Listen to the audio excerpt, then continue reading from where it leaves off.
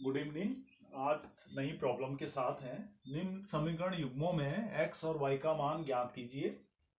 1/2x plus 1/3y is equal to 2, 1/3x plus 1/2y is equal to 13/6। तो सबसे पहले हम ध्यान रखेंगे कि इस समीकरण को हम लिखेंगे कैसे। तो लिखने का थोड़ा तरीका हम बदल देंगे। इसी समीकरण को मैंने लिखा 1/2 into 1/x plus 1/3 into 1/y is equal to, इसको मैंने 2 लिखा, इसको इक्वेशन नंबर आप 1 दे दीजिए। दूसरी जो इक्वेशन है उसी इक्वेशन को इसी फॉर्म में मैं लिखूं, वही चीज, मतलब कोई अलग से नहीं लिख रहे हैं आप, उसी चीज को और दूसरे तरीके से तोड़ के हम उसी को लिख रहे हैं। तो इसको लिखा 1/2 into 1/y is equal to 13/6, 13/6, equation number 2। अब इन प्रकार के प्रश्नों को करने के लिए हम करेंगे क्या, तो ध्यान देंगे, थोड़ा ध्यान दीजिए कि हम कर क्या रहे हैं। यहाँ पे हम कहते हैं कि माना 1/x बराबर, एक नया कोई एक अचर ले लेंगे, तो उसको हमने m ले लिया यहाँ पे। तो 1/x बराबर m, यानी कि कहने का अर्थ है कि हमने मान तो x का निकालना, तो अगर हम बाद में x का मान निकालेंगे तो x इज इक्वल टू हो जाएगा 1/m। इसी प्रकार से जो दूसरी राशि इसको भी मान लीजिए 1/y इज इक्वल टू, मैं n मान लेता हूं, और वही जब y का मान हमें निकालना होगा तो उसको हम 1/n के रूप में उसको लिख लेंगे। तो आप यहां पर हम क्या करेंगे कि 1/x व 1/y का मान रखने पर, तो 1/x और 1/y का मान अब हम समीकरण में रखेंगे। तो समीकरण में रखने पर जो समीकरण है उसका नया फॉर्म हमारे पास आएगा, और वो नया फॉर्म अब हमारे पास आएगा 1/2 तो आगे रहेगा ही रहेगा, ठीक है। 1/x की जगह सब्स्टिट्यूट हो जाएगा m, ये हो जाएगा 1/3, इसको सब्स्टिट्यूट करेगा n इज इक्वल टू 2, ठीक है। या इसी समीकरण को या करके, मतलब इसी समीकरण को अगर हम लिखें तो ये आ जाएगा m/2 plus n/3 is equal to 2, इसको क्वेश्चन नंबर आप 3 लिख लीजिए। इसी प्रकार से जो दूसरी समीकरण है, उस दूसरी समीकरण में भी हम मान को रख देंगे। तो दूसरी समीकरण वो आपके पास आ जाएगी 1/3, 1/x की जगह m सब्स्टिट्यूट कीजिए, 1/2, 1/1 की जगह आप जो है n को सब्स्टिट्यूट कीजिए, इज इक्वल टू 13/6। इसी को या करके हम लिख लेंगे, तो ये आपके पास आ जाएगा m/2 plus m/3 plus n/2 is equal to 13/6। Equation number आप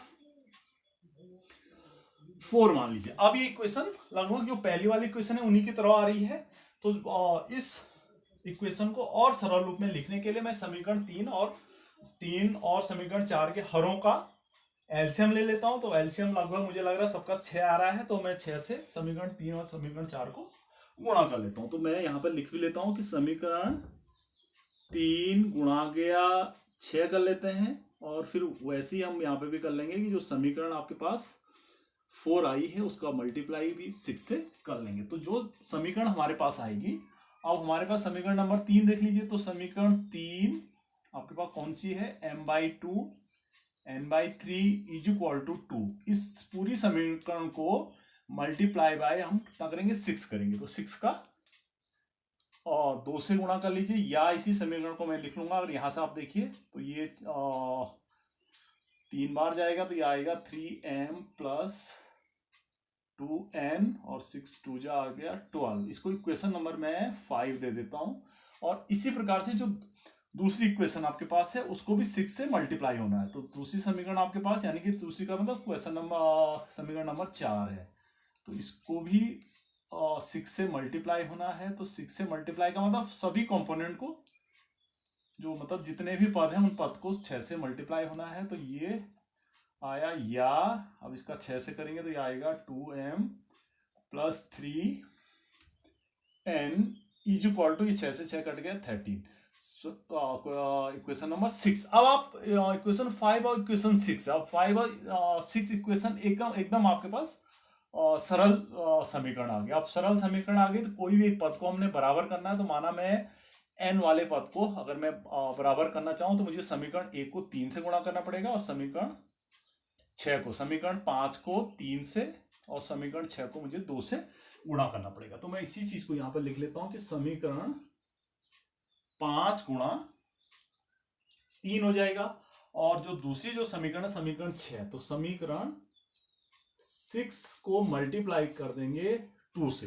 तो अब समीकरण आपके पास जो आपके पास 5 है, समीकरण 5 जो आपके पास है, समीकरण 5 को लिख लेंगे जल्दी जल्दी। 3m plus 2n is equal to 12। किसी भी समीकरण को, किसी भी अगर एक ही राशि से जब हम गुणा या भाग करते हैं तो समीकरण पे कोई भी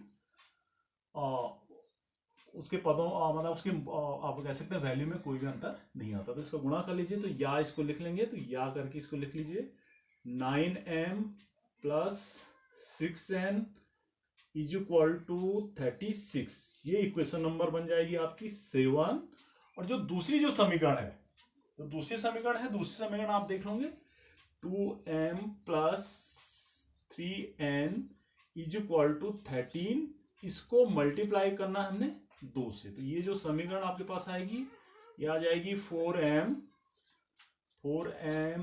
प्लस और ये आ जाएगा 6n हो जाएगा। और इज इक्वल टू ये आपके पास समीकरण आई, हाँ इज इक्वल टू, और ये इसको भी 2 से मल्टीप्लाई होना, तो 26 इक्वेशन नंबर 8। अब इक्वेशन 7 और 8 पे आप ध्यान देंगे जल्दी जल्दी में, तो देखेंगे आप कि ये वाला जो पद है दोनों का समान है, लेकिन क्योंकि दोनों धनात्मक है तो हमें एक समीकरण में से दूसरे समीकरण को घटाना पड़ेगा। तो हम क्या करेंगे यहाँ पे कि समीकरण 7 ऋण समीकरण 8 कर लेंगे। समीकरण 7 लिख लेंगे 9m plus 6n is equal to 36 है।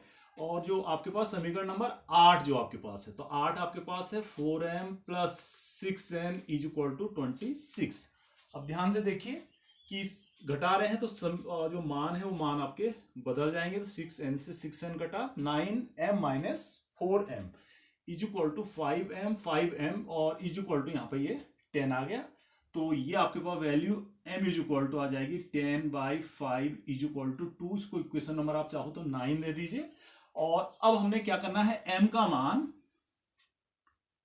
अब समीकरण जहां पर m की n वाली समीकरण है, तो n वाली समीकरण है तो यहीं पे इक्वेशन 7 में रख लीजिए मान। m का मान समीकरण 7 में रखने पर जहां पर m आएगा वहां पर आप 2 लिख लेंगे। तो समीकरण 7 क्या है आपके पास, 9m plus 6n is equal to 36। तो जहां पर m आया वहां पर आपने 2 लिखा, 6n इज इक्वल टू 36। या यहां से आप कह सकते हैं कि 6n is equal to 36 minus 9 2 जा 18, और ये ओवरऑल आ गया 36 माइनस 18। तो n इज इक्वल टू आ गया आपके पास 18/6 is equal to 3। Equation number इसको 10 दे दीजिए। अब आप आंसर लिखेंगे समीकरण 9 व समीकरण 10 से। तो देखिए आंसर क्या निकालना, ये ध्यान दीजिए कि हमें तो x निकालना, तो x is equal to 1/m, और 1/m की जो वैल्यू है, आप m की वैल्यू आप जान रहे हैं 2 है, तो ये 1/2 आ जाएगा। ऐसी y is equal to 1/n है, और 1/n इज इक्वल टू कितना आएगा, 1/n इज इक्वल टू 1/3। तो ये आपका क्वेश्चन का आंसर होगा। थोड़ा ध्यान देंगे और वीडियो को आप फिर आगे पीछे करके थोड़ा ध्यान से समझेंगे। Thank you.